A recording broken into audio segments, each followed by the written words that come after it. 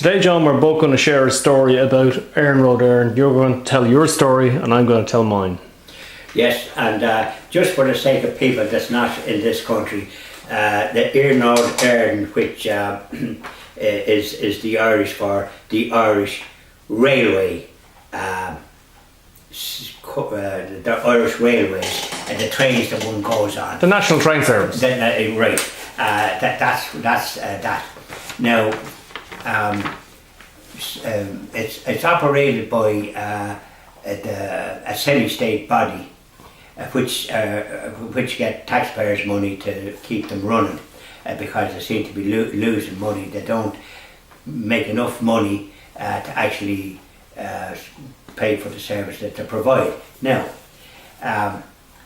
the trouble is that while you can get from A to B on a train, for example from Dublin to Limerick or from Dublin to Rosslare and Wexford, and then Rosslare Strand and Rosslare Harbour. The trouble is that at the stations, as we discovered when I visited Rosslare Strand, it's called Rosslare Strand, that's the name of the station. It's the one before you go to Rosslare Harbour. So you've linked it to two Rosslares. Now, we were down there for my sister's birthday there. Her birthday was on the 11th of October, and we returned on the train on Friday the 12th of October, the 1 p.m. train, and it was a very wet morning. Matter of fact, it damn near rained all day. Now, when we were brought to the station, there was actually three kind of van loads of people, mostly older people, but some people, younger people, with prams.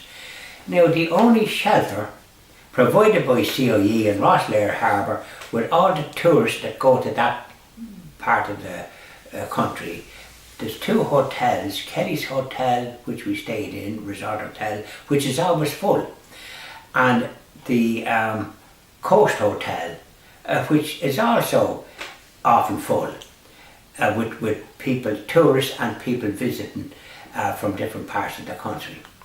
Now, we had to wait in an outside facility with the rain pouring down that had a broken glass, wasn't covered in the front but covered in the back, so with a bit of a wind you were getting wet anyway, and it was crowded. Now, quite frankly, the fact is that they have a station. There was no staff. There's a station house there with a waiting room and another sort of a room as well, and closed, and no staff there to sort of give you advice about anything. If you're a tourist, what's the point of attracting tourists to a country if you're going to a holiday resort like Rosslare and there's no staff there to tell you anything about anything? And certainly you won't see a guard in the town either that you can ask. There's nobody you can ask for directions or nothing. But the fact that we had to stay out in the cold and the wet on the Friday the 12th of October is a disgrace. And they should be charged with negligence to do such a thing which doesn't encourage tourism. If you were from another country and this is your experience at a holiday resort, that you cannot use the toilet, there's no toilet, there's no proper waiting room, and you're out in the cold and the wet. This is a country that's normally wet. 2/3 of the year it's raining in this country, well known by the Irish Meteorological Service. It should be incumbent on anyone providing a service like what Irish Rail provide, that there would be facilities for people to shelter out of the bad weather in the like of Rosslare Strand and other stations where tourists gather or visit, and that there would be waiting rooms for them and toilet facilities. No toilet facilities. So this is an abomination by the Irish Rail network. No point in spending money advertising your services if you haven't got staff in these stations. As a matter of fact, when I was coming back on a previous occasion, when I was going down on the train, sandwiches were sold out. I was hungry, so I had to eat some kind of cakes or something that they provided, but all the sandwiches are gone. And when I inquired, there were only 6 sandwiches, apparently. And when I was coming back, I inquired about, because I had already provided some food for myself, I inquired when is the catering coming around. There was none.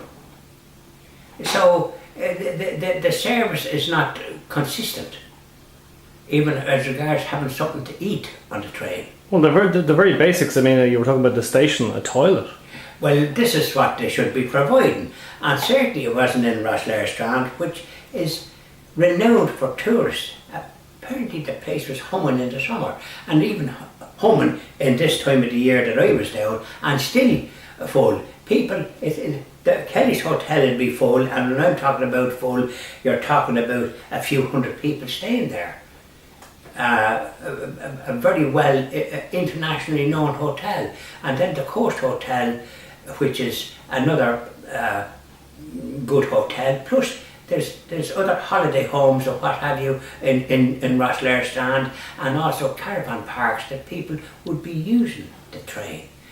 And there should be facilities there for them, and even a staff, one person even, to tell you what's, to give you some directions. And tell you what's available and what's not available. I had a similar experience in Limerick train station, okay? And I dropped in there at, I think it was 8:30 in the evening. And because Early. It was early enough. And but I went into Starbucks, and in Starbucks in Limerick train station there's no toilet. No toilet available. I thought the law insisted that anything... It does, but there is actually no toilet in Starbucks in Limerick train station. So at 9 o'clock in the evening anyway, they locked the door in Starbucks, so you're now left out on the platform. Okay? So when I went over to use the train station toilet, it's actually locked. They lock it at 9 o'clock. So I went over to the 9 o'clock, well, you were there at 8:30. I was there at 8:30, but I had a hot chocolate inside in Starbucks. So then it was 9 o'clock by the time you came out. By the time I came out, it was 9 o'clock. Tried to use the toilet in the train station. Okay, first of all looked for a toilet in Starbucks. I realised there was none. Mm-hmm. Went outside then, and I tried to use the toilet in the train station, and it was actually locked. And then I went over to 5 lads that were working there, the train guys, and I asked them, and they got very aggressive. So I just thought it was they were very aggressive. They were on their phones. Some of them were on Facebook. And some of them were chatting, and one of them, the security guy, he's a big, huge guy, he got very aggressive, and he said it was on the instructions of the Gardaí that they're supposed to lock the toilets at 9 o'clock. So I told him it was actually against the law because the train station was open. We're supposed to have access. To do with it. That was his excuse, But anyway, so what I think anyway about Éireann Road Éireann is, I think they're running a third world service. It's a terrible service. The toilets should be open while trains are in use, and passengers have a need for that. There's toilets on trains which a person can use, and sometimes for one reason or another they don't need to.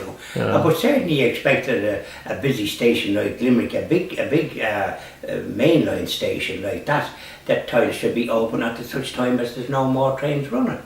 Absolutely. And I've been going through there for about... The Gardaí should have no influence on that.